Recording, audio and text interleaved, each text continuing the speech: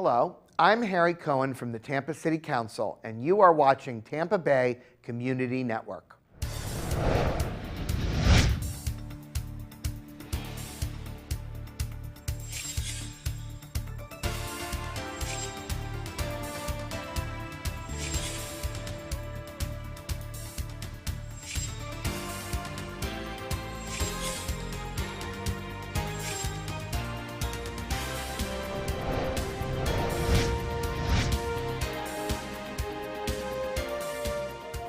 Hi, I'm Bill Hodges, and my guest today is Harry Cohen.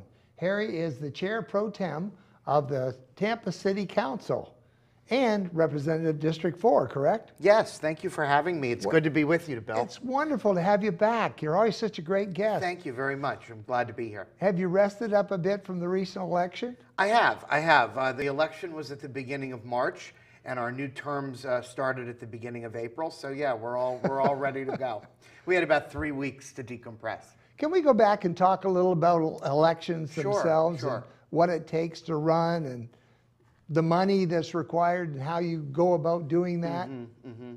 Well, in the city of Tampa, there are 7 city council districts. 3 are elected at large from the city as a whole. The other 4 are district council seats, north, south, east, and west. I represent District 4, which is South Tampa. And basically, you have to be a resident of the district in order to run there. And the elections take place every 4 years on the odd-numbered year, so we don't run at the same time as the partisan elections in the fall. Oh, okay. We run in the spring. We're nonpartisan. And, Supposedly. well, you know, the nonpartisan thing means that the political parties are really not a part of the campaign process. And one of the really good things about that is that it keeps you mentioned the money, you asked about the money. It does keep the money from becoming totally out of hand the way that it has in state and federal races. In local races, you really raise money in the community that you represent. You get it from individual donors and people that do business in the city of Tampa and have a real interest in what's going on in the city.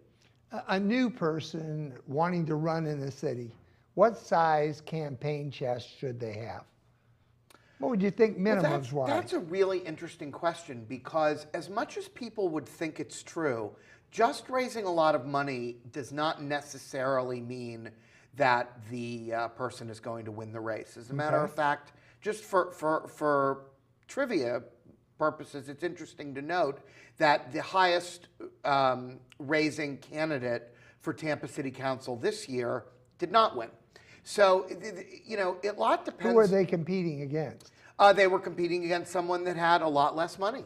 And because it's a local race, people can get out into the neighborhoods, get out into the community, and really meet the voters.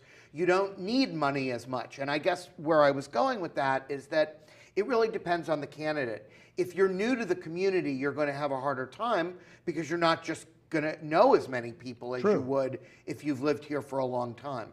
But I think that most people that run for city council can make a very credible, realistic campaign by raising, you know, $50,000 or something like that, maybe even less. That's a lot of money, though, to most of us. It is, but it's not money that would be coming out of your pocket. It's money that would be coming to you in increments of $5 all the way to $1,000. That's the maximum. City council pays what? City council pays about $40,000 a year. So they have to spend $50,000 to get a $40,000, but it's a 4-year gig. It is a 4-year gig. I don't think that anybody that serves on the council really looks at it that way. I think most of us that do it, I can only speak for myself, do it because it is public service, and it's our way of giving back to the community, being involved in the community. It's our way of giving our time as well as our efforts. And it's not considered a full-time job, is that correct? It is not. It is not a full-time job, but I will tell you from experience that it certainly can feel like one. It's certainly not a part-time job. We meet every Thursday, and we meet some Thursday nights, and there's a lot of neighborhood meetings and community events and different things that go on in the city that we're involved with that take up the other portion of our time. But plus, I would bet that you cannot go out for dinner anywhere in the city and not have someone walk up to you and say, you know, I really just want to talk to you for a second, just a quick second. You know, but I have to tell you, people think that they're interrupting or that, and it's really not that way. The fact is, when you run for a job like this, you should expect that and you should welcome it. And if you don't want to go to Publix and talk to people about their potholes in front of the cereal, you probably shouldn't run for city council. I've ran a number of political campaigns, especially up in Ohio, not so much down here. And I've dealt with a lot of people in political office. One of the things I always teach them to do is if someone walks up, ask them about this, that, or another thing, for them to send the request in writing to the office. Well, that is actually a very helpful thing, because oftentimes when someone does come to me with something, it really is a specific problem. It has an address, it has you know, a street. It has to be forwarded to the correct city department in order for me to help them. And if they don't give me the information in writing, it makes it a lot more difficult, because I'm prone to, you know, transpose a number and then all of a sudden the request gets lost. So it is helpful for people to, and generally they email. All of the city council members have one full-time aide who takes emails and telephone calls and deals with constituent services, and also deals with the mayor's office. My aide, CJO is great. My aide's name is CJO Ford, and she does a wonderful job, and the neighbors... All of them are. Mary up there, Mary, I just Brian, love her. they're all wonderful, and they all really enjoy interacting with the public. That's why they're there. I had taught this to one of the political people that I worked with, the U.S. Congressman, Dave Hobson. And I had mentioned to Dave during the slower, lower, and less time when we were traveling 55, and I said, you know, it'd be good if they just made all those little markers along a different color. If it's a 55 zone, it's a 70 zone, a different color. He said, that's a great idea. So about a month later, I said to him, did you bring that up with the Transportation Committee, in which he served? He said, did you ever send it to me in writing? It is a good idea, actually. I've never heard that one. It is a good idea, because, you know, we are always looking at creative ways to get, not to change the subject, no. but, you know, we're always looking at creative ways to remind drivers to slow down. One of the principal problems that we have in the Tampa area is bicycle and pedestrian fatalities. And oftentimes, a portion of the problem is that our roads are old, they're antiquated, they weren't really designed for the different uses that we have today. And drivers need to be made aware and reminded of who they're sharing the road with, and also reminded to slow down. And you know, painting the signs a different color is a technique that would be used to do that. All of them have the little sticks. Every so often, they're usually white with a reflector on them, showing the side. And I said, you know, make it red where it's 55, and make it green where it's 70. One of the things that we've done recently is we've started to paint bike lanes green. Because it's just another way for drivers and bicyclists to be able to visualize. Well, you're on the Transportation Committee, correct? Well, I'm on the MPO, which is the Metropolitan Planning Organization for Transportation for Hillsborough County. And what we do is we are a group of elected officials and people like the head of the airport and the Port Authority. And we basically identify the projects that need to be done in the long term over the next 30 and 40 years. And we start prioritizing them and putting them in some kind of coherent order so that we can move through trying to find the funding for them. That brings me to a subject that's near and dear to my heart. I would love to see us have a county-wide transportation system that included rail. Well, first of all, I think it's very clear to everyone that we need to do something. Because you mentioned earlier this past campaign, one of the things that happens when you're out campaigning is you really have an opportunity to listen to what the citizens are concerned about. People come to you and they tell you what it is they're happy about and what they're unhappy about. And for the most part, the biggest complaint that I hear about life in our community has to do with congestion. And congestion can mean a lot of different things to different people. It can mean in South Tampa, roads that are flooding so cars are backed up, Right. or roads that weren't designed to handle so much traffic, so when a school is queuing, the neighborhood is paralyzed for an hour. Exactly. In the county, it can mean a road like Lithia Pinecrest that can sometimes during rush hour be backed up 2 or 3 light cycles, and it takes people Oh, an 75. awfully long time. 75 can become a stop when it gets 75, to business getting out of work and getting off at Big Bend Road. That can be miles of traffic. And the construction on the interstates has been particularly bad these last couple of years. That in turn has driven people away from them and onto local roads. One of the problems that we have in South Tampa is that in order to avoid the Howard Franklin Bridge and 275, people coming from St. Petersburg to Tampa take the Gandy Bridge and then wind through the neighborhoods in order to get to West Shore and downtown. So all of these different things intersect with one another. The fact that when you get to the airport, there's no rail link that takes you into the urban corridor. 8 months of the year, it's really too hot to walk. So we have to have modes of transportation that take into account the climate that we're in. And so with all those things brewing, it's natural that people would want to see us move forward to more comprehensive transit.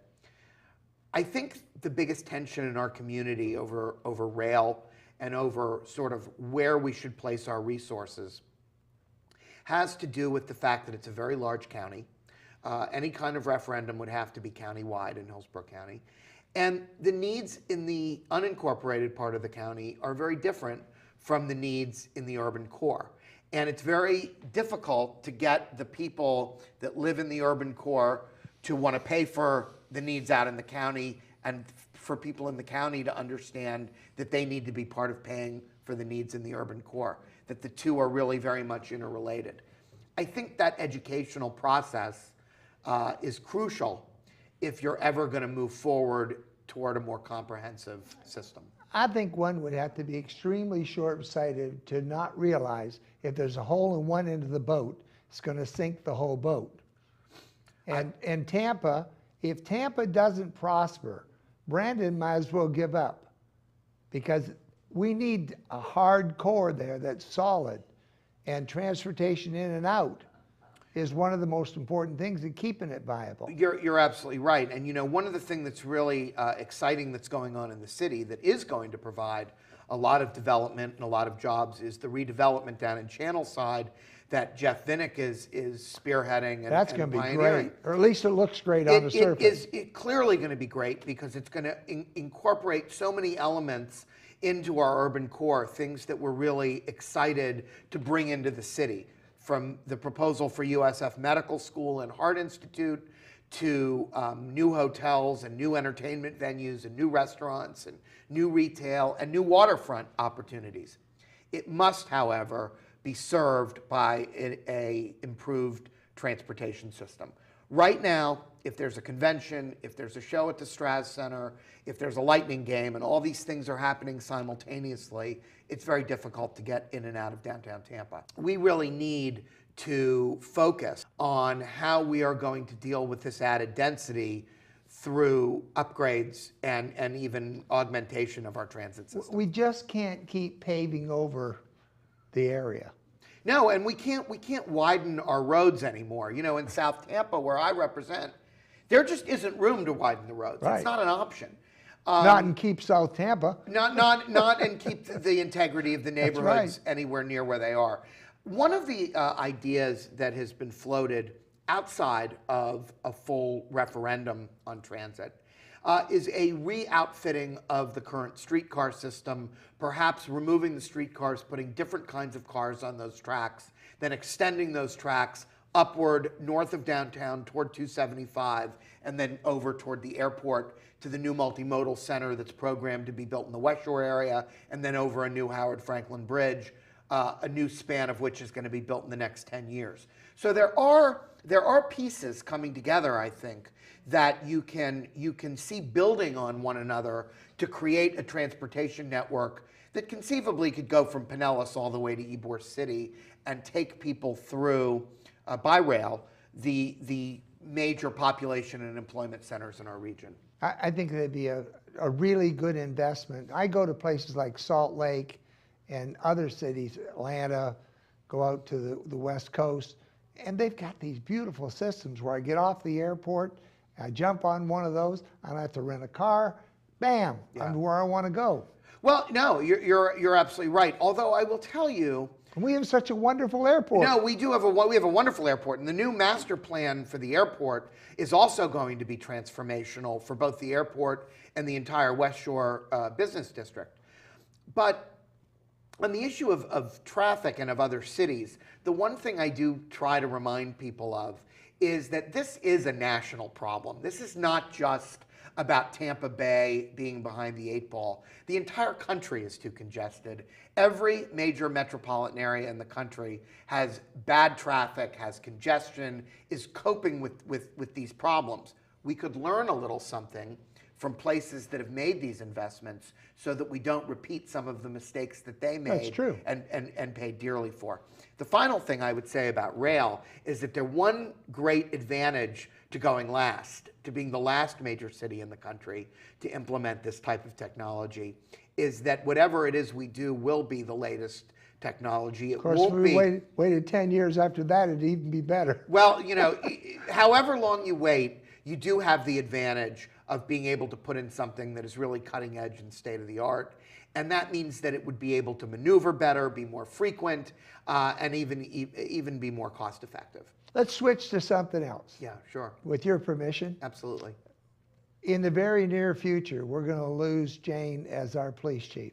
And I think by the time this airs, actually, this program, she will be in her last week as the chief of police of the city of Tampa.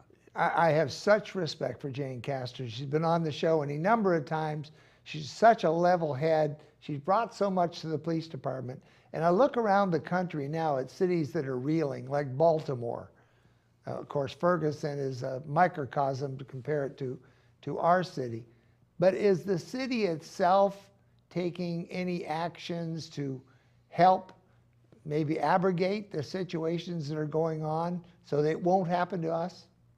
Well, I think that the most important Or is there anything the city can do? Well, no, certainly there is, because we have our own police department. So we have an obligation to look at things like whether or not the composition of the department mirrors the composition, the ethnic and racial makeup of the community, whether it's representative of the people that it's serving. We certainly need to be looking at the way in which officers are trained and the way in which they're trained to interact with the public as they go about their duties. But I think the most important thing is to always make sure that we are having an honest dialogue, that dialogue is being held out in the open and with transparency, and that the tough questions are being asked. Our city council is not bashful about asking the police chief difficult questions when it's merited. And we don't always like the answers that she's given us. Sometimes we do, sometimes we don't. During the RNC, we had a lot of discussions about what was the appropriate level of policing to have on our streets when we were having a large national event taking place that was going to be broadcast to millions of people all over the world. These are difficult decisions, and it's very important that the leaders in our community and in our police department and the mayor all be involved in a very public dialogue about what's happening. And I think that is the only way that people can feel comfortable that things are not being swept under the rug, and that we're looking squarely at the issues that exist in our community. It was interesting you mentioned that, because the RNC, because I've had many people say, oh, it was an overreaction, we turned into an armed camp downtown.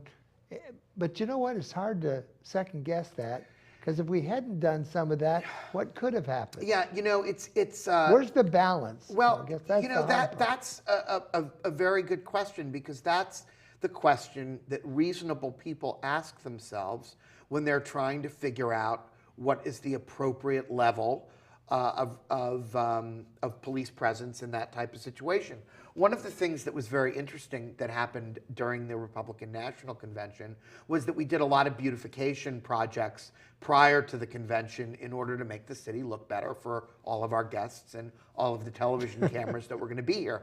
In many cases, the citizens of Tampa enjoyed those beautification projects for months and years to come. Right, that's true. But no one in the television audience saw them because the security So really heavy. trumped a lot of the flowers and the plantings and some of the other things that we did to get ready for the convention. I know something else that's near and dear to you, being the point man on the budget, is the city budget. How are we doing city budget-wise? Well, you know, we had some very difficult years during the recession, and we did our best to really tighten our belt as best we could in order to get through it.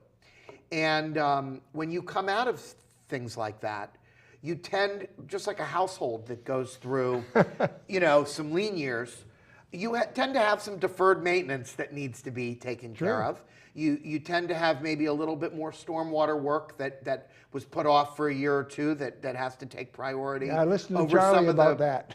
the flashier projects.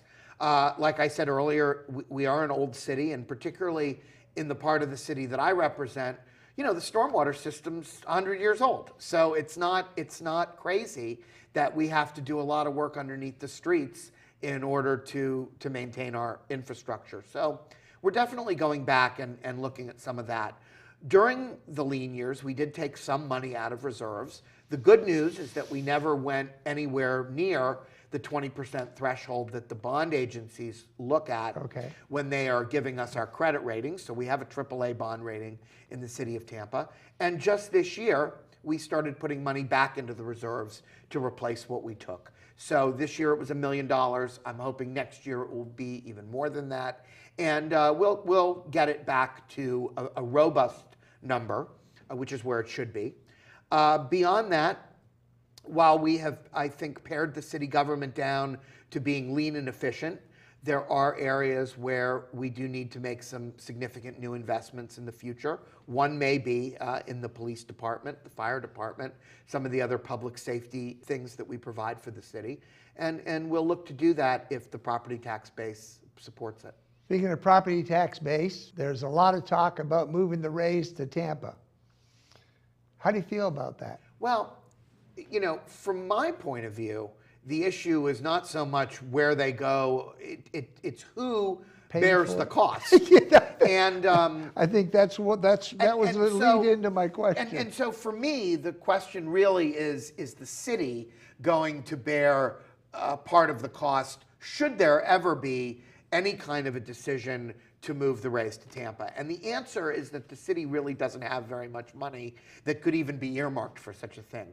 We did have a pretty significant amount of money that is coming due, that is available to us this year because the bonds on the Tampa Convention Center are paid off this year.